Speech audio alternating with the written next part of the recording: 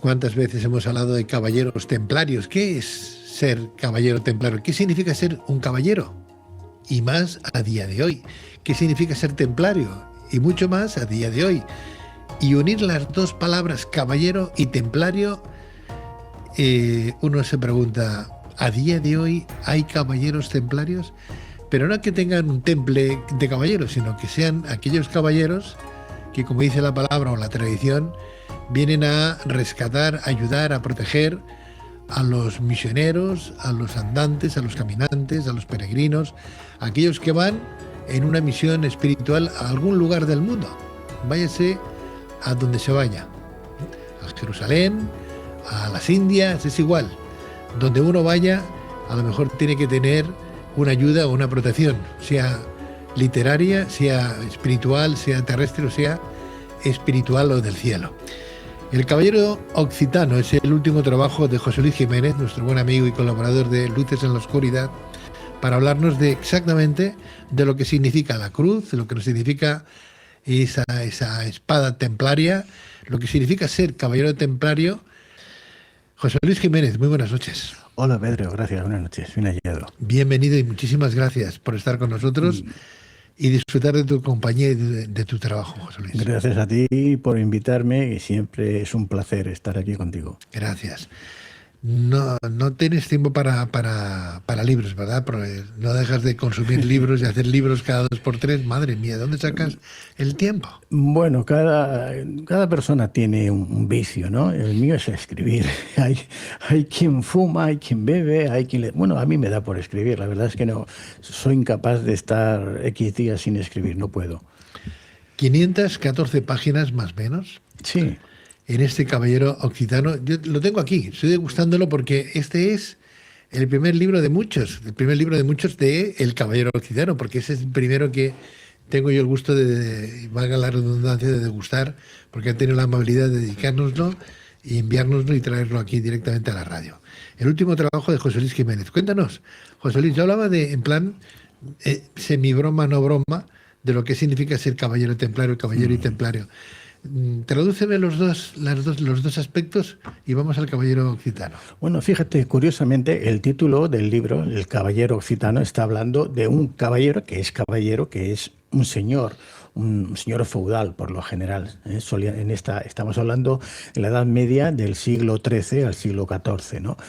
Entonces, este caballero que se inicia como, diríamos, señor feudal, va a acabar siendo un caballero templario.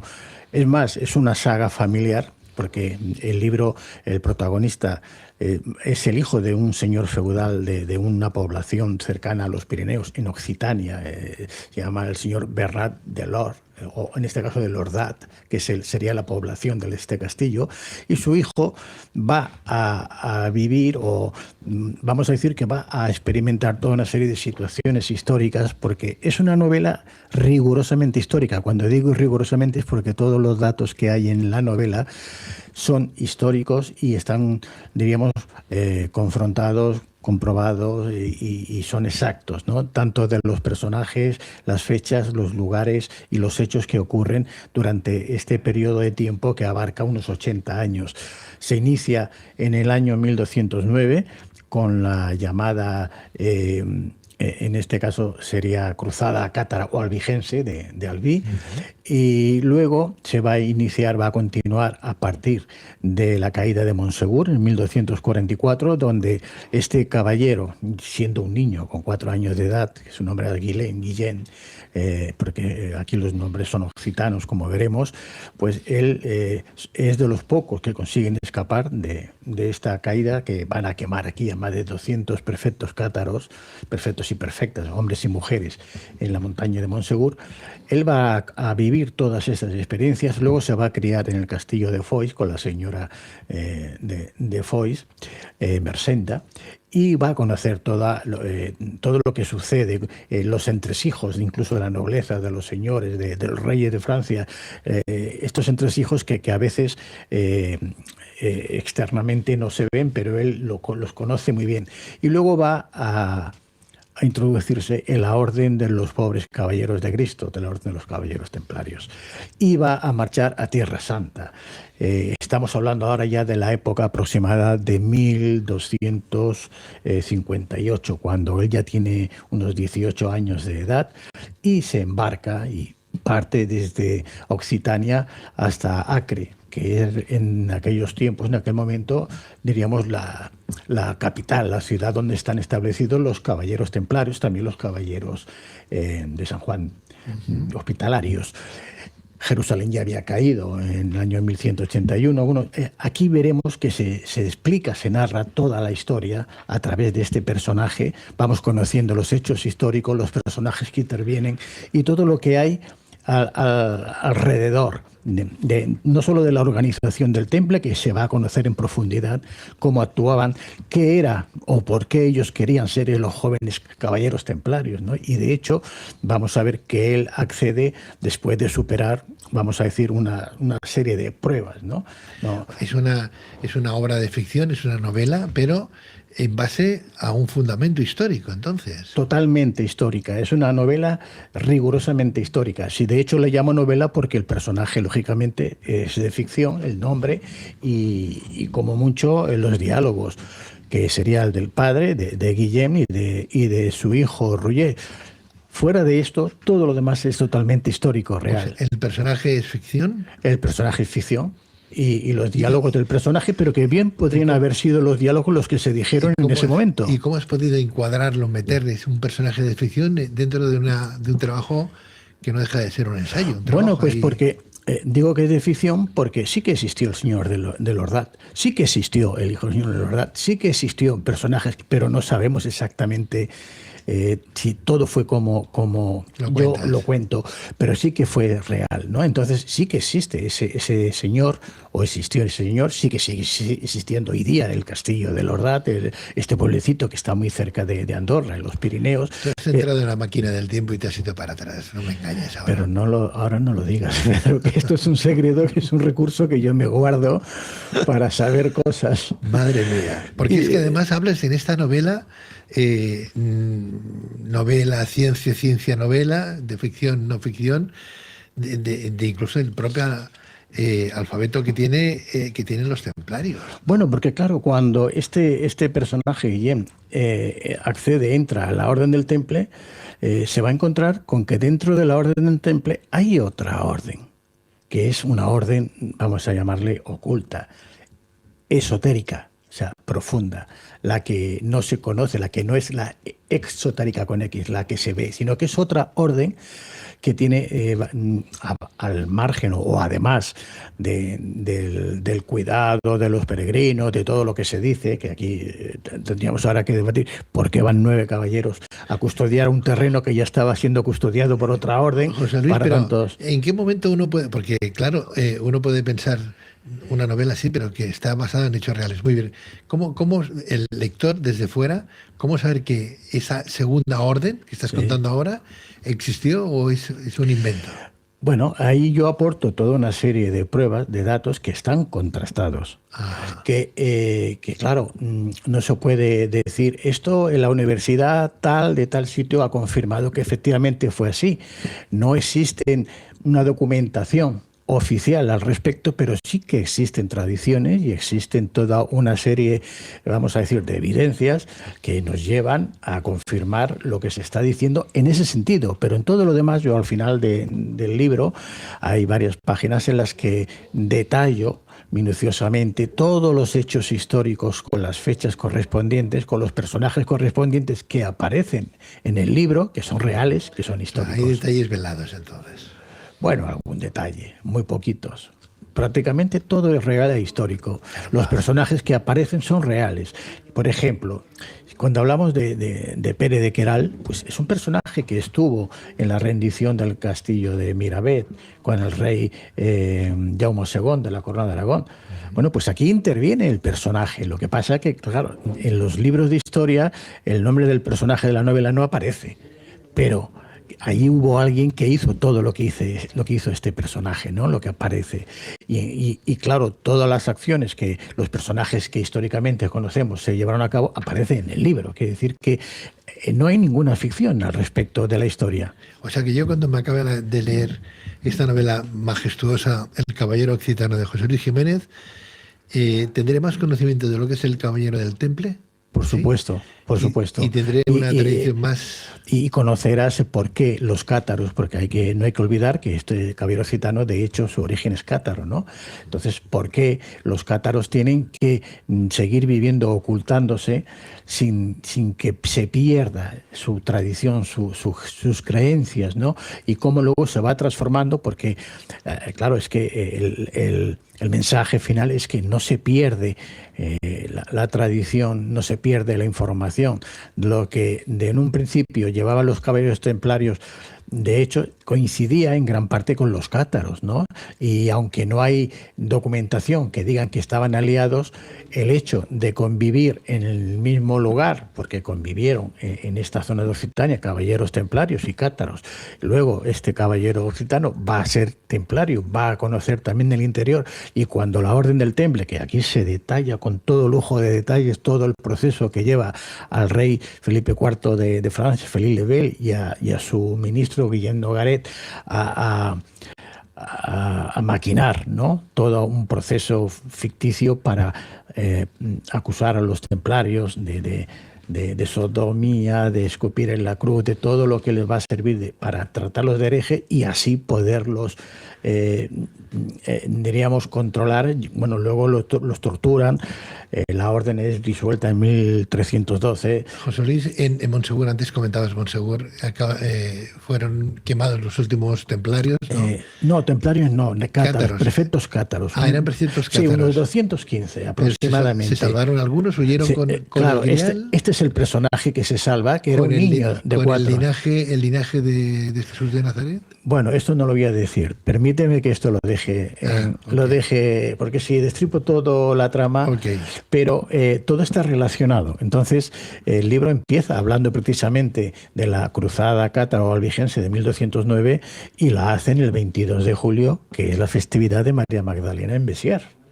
De hecho, Simón de Montfort, el jefe de la cruzada, va a estar atacando todas las poblaciones cátaras el día 22 de julio en preferencia. Preferentemente va a utilizar ese día. ¿Por qué la festividad de María Magdalena? Es que María Magdalena representa algo muy distinto, en el libro sí que se deja ver, y luego cuando el caballero templario está en Acre, que tiene que ir desde Acre a Safed, en estos puntos estratégicos de Tierra Santa, protegiendo a una persona muy especial, que sería en este caso, o estaría muy relacionada con los descendientes. Bueno, pues todo esto es lo que la trama del libro, el lector va a seguir, va a conocer. Yo creo que se va a apasionar cuando lo lea, porque además todos los datos que hay, como he dicho y repito, son históricos y están comprobados. Es que yo diría, si quieres conocer bien a los cátaros, a los templarios, lo que pasó después, cómo la Orden del Temple no se diluyó, no, o por lo menos diríamos ese espíritu de la Orden, el verdadero, no se acabó con la Orden, porque luego surgió la Orden de Montesa, después de 1321, cuando acaba en el tercer fuego, porque esto va por fuegos, ¿no? El fuego de Monsegur, la hoguera de Monsegur, la hoguera del Gran Maestre en el 1314, cuando queman al Gran Maestre de la Orden, Jacques de Molay, cuando luego en el 1321 queman al último prefecto cátaro, Guillem Belibaste. Bueno, la Orden del Temple pasan muchos de estos caballeros templarios a la orden que se funda expresamente para acoger a estos caballeros, que es la Orden de Montesa, que es la que tenemos aquí ahora, entonces en la Corona de Aragón, en Valencia, en Montesa. O sea, todo esto, y que está relacionado, muy relacionada con el monasterio de Les Santes Creus, que tú sabes que hemos hablado muchas veces de ese monasterio. Diferenciame al templario en sí, al caballero templario, al caballero cátaro. Bueno, los cátaros no tenían caballeros. Los cátaros estaban protegidos por caballeros, por nobles feudales del sur de Francia, ¿no? Como por ejemplo la eran condesa monjes, de Foix. ¿eran monjes con los cátaros? No, no, los cátaros no eran monjes. Los cátaros, habían tres clases, ¿no? El perfecto o perfecta, aquí estaba el hombre y la mujer con el mismo estatus, que equivaldría a un obispo católico, para que nos entiendan, ¿no?, los oyentes. Y este sería el mayor, el único cargo representativo, el mayor cargo, diríamos, dentro de la institución cátara, el perfecto o perfecta. Luego venía el que era, diríamos, más seguidor, el iniciado, se llamaba iniciado, ¿no? Que no tenía más obligaciones que aprender una serie de cuestiones, pero no tenía otro cargo.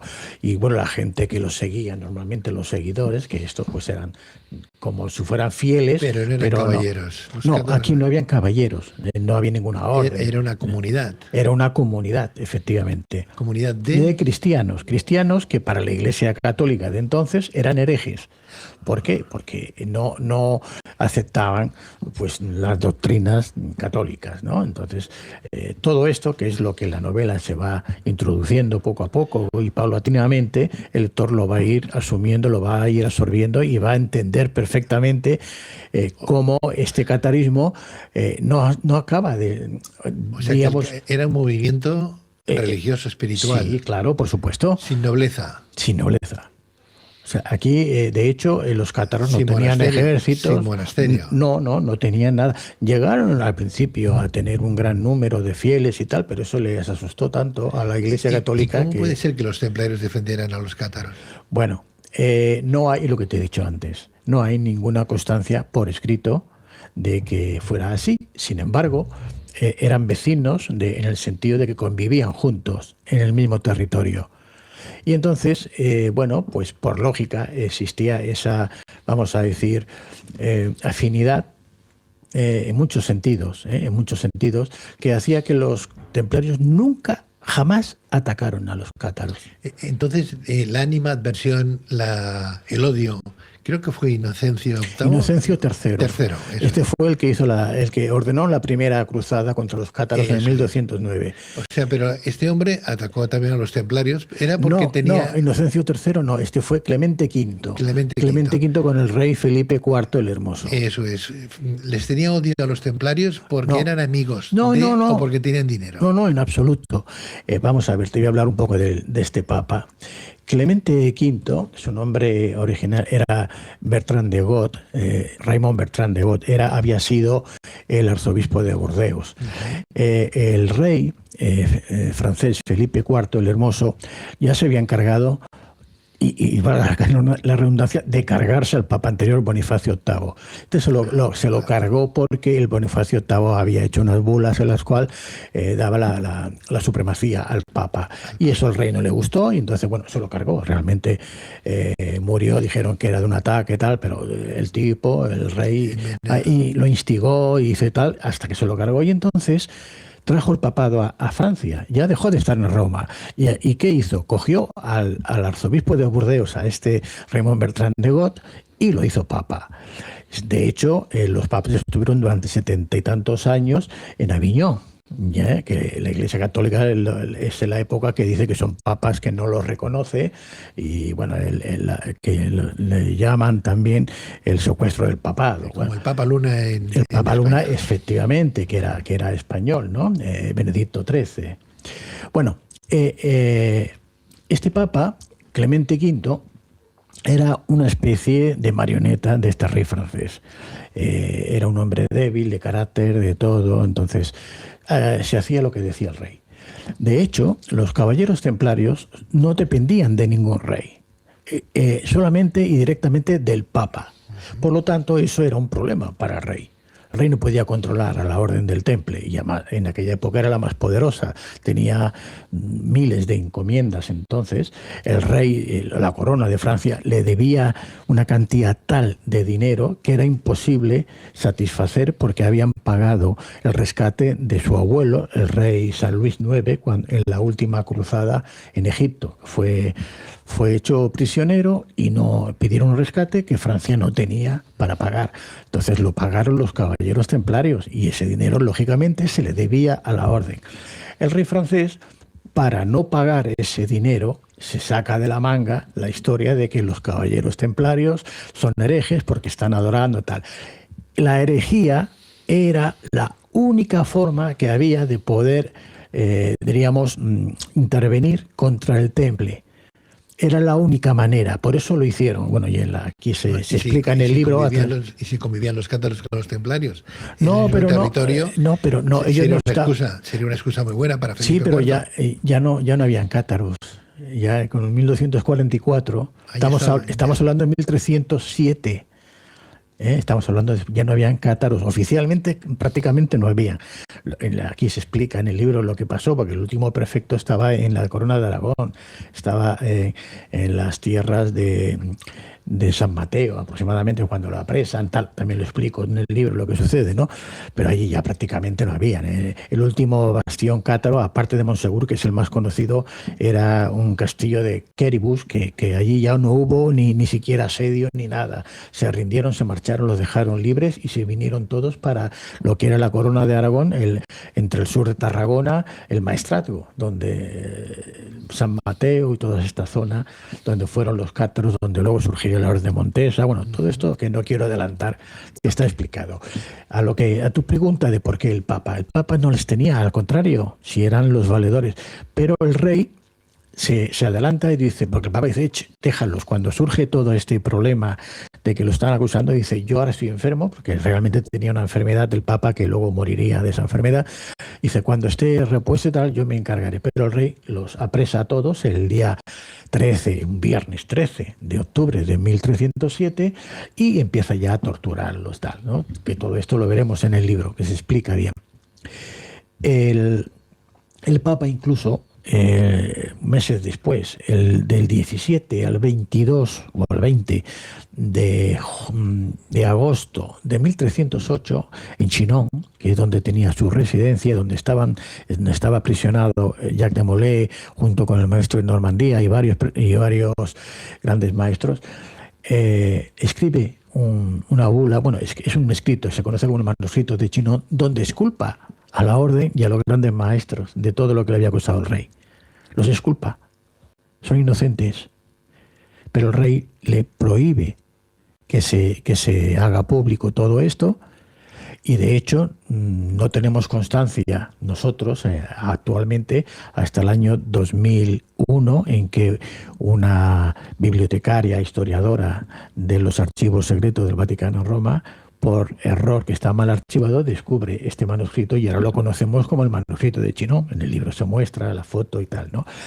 En cambio, ya en aquella época ya habían caballeros templarios que lo conocían, la existencia de este documento, ¿no?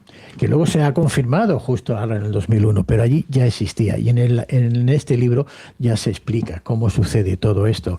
Tiene mucho que ver, por ejemplo, la rendición, ¿no? Del castillo de Miravet, que es de los últimos caballeros templarios que se rinden al rey de la Corona de Aragón, porque en un principio los acoge, pero luego el Papa les obliga, ¿no?, al rey.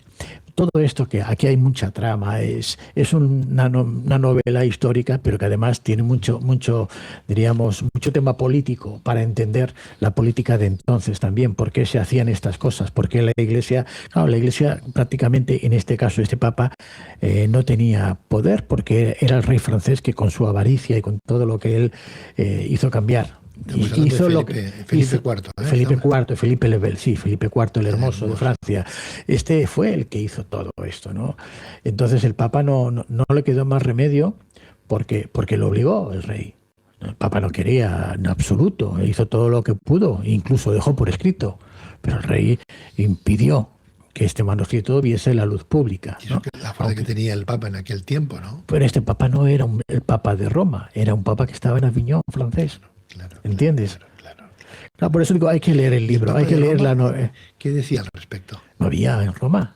Estaba en Avignon. En Avignon. Aquí estuvieron pues hasta 74 años, creo, en total. No sé cuántos papas, ¿no? No es que hubieran dos papas en ese momento, uno en Avignon y otro en Roma. No, fue más adelante. Esto llegaron a haber hasta 3 papas hasta 3 papas llegaron a ver a la vez. Luego uno tuvo que dimitir, el último, que fue precisamente Papa Luna, ¿no? Que él se negaba, ¿no? Porque había sido elegido y se negaba a dimitir, a renunciar, y se marchó a Peñíscola, a Castellón, que tenemos el castillo de Papa Luna allá, ¿no? Precioso. Sí, sí, es muy bonito. Entonces, pero esto ya fue, ya te digo, fue en el año el año siglo XV, al principio, 1400, ahora no recuerdo la fecha, pero... No vamos a dar más pistas sobre el Caballero Occitano, sino simplemente recomendar que es una novela basada en hechos históricos y que uno puede extraer de ahí información exhaustiva de quiénes eran los templarios, cómo se forjó esa noble institución que a día de hoy todavía prevalece y todavía hay gente que se viste de templario, que pertenece a órdenes templarias, no sé si con abolengo, si con histórico, en esas mismas órdenes, o asociaciones que se han generado, creadas, queriendo ser lo que fue la orden en sí en su momento. Las órdenes que existen hoy día no son órdenes, no están ordenadas, no son casi más parecido a clubs que otra cosa. Son neoasociaciones, neoórdenes que quieren tomar ese nombre, pero ni siquiera tienen los votos que tenían los verdaderos caballeros templarios, ni los practican, ni nada de nada. Bueno, hay muchas series. Quiero decir, no está en mi ánimo ofender a nadie, ¿no? Pero la Orden del Temple se terminó cuando se liquidó en el 1312 con la bula del Papa Clemente V, ¿no? Vox in Excelsior. Hay una cosa que no he entendido yo, José Luis, nunca. Caballeros del Temple tenían votos de castidad. De castidad, de pobreza, no dejaban de ser de monjes, obediencia. ¿sí? Sí. En principio no dejaban de ser monjes, pero claro, no eran 9 monjes. Los primeros templarios eran 9 caballeros, ¿no? Exacto. Que la cosa empieza... Que muchos estaban casados con hijos que tuvieron que dejar a la familia, que otros tuvieron que hacer casar como el primero. Pero bueno, esto no... Ni tan siquiera los primeros, tenían sus mujeres. Claro, entonces claro. Lo de la castidad... Bueno, es que todo esto se impuso posteriormente, ¿no? Pero aquí en el libro no abordo el tema aunque fíjate que el caballero templario que hablamos sí que es coherente, deja los votos, ¿no? Porque él se enamora, ¿no? de una mujer cuando está en Acre, que al final pues son esposos, marido y mujer, y donde nace el hijo que va a continuar con la tarea del padre, ¿no? Quiero decir que se aborda el tema, pero que se explica que al tener ese voto el hombre pues no puede seguir siendo templario, es coherente y deja, pero sin embargo la orden lo necesita, lo llama y acude, porque el que es templario no deja de serlo nunca. Es muy bonito. Es como el que es caballero. Sí. El que es caballero de verdad siempre lo será. Claro.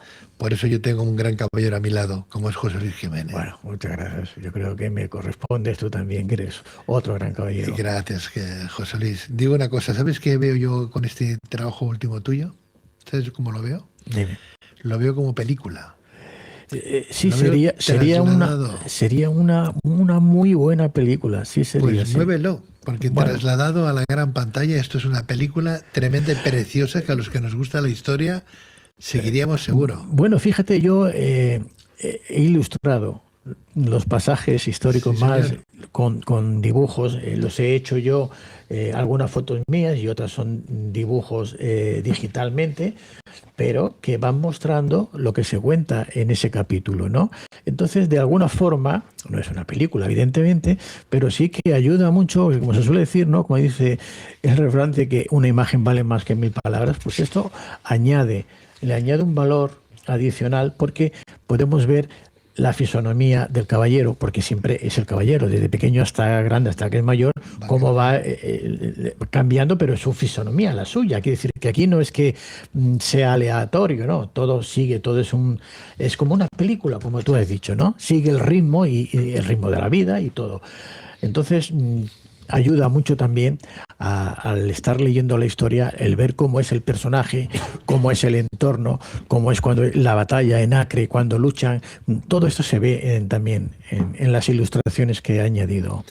El Caballero Occitano de José Luis Jiménez, que lo encontramos en Amazon. En Amazon. Si lo quieren dedicado, lo pueden solicitar en mi página web, jljiménez.es, Jiménez con G de gato. Y allí en mis libros verán El Caballero Gitano, pinchan allá y solicitan el libro si lo quieren dedicado para los que son de España, porque al extranjero les sale muy caro el envío, es mejor que lo compren en Amazon.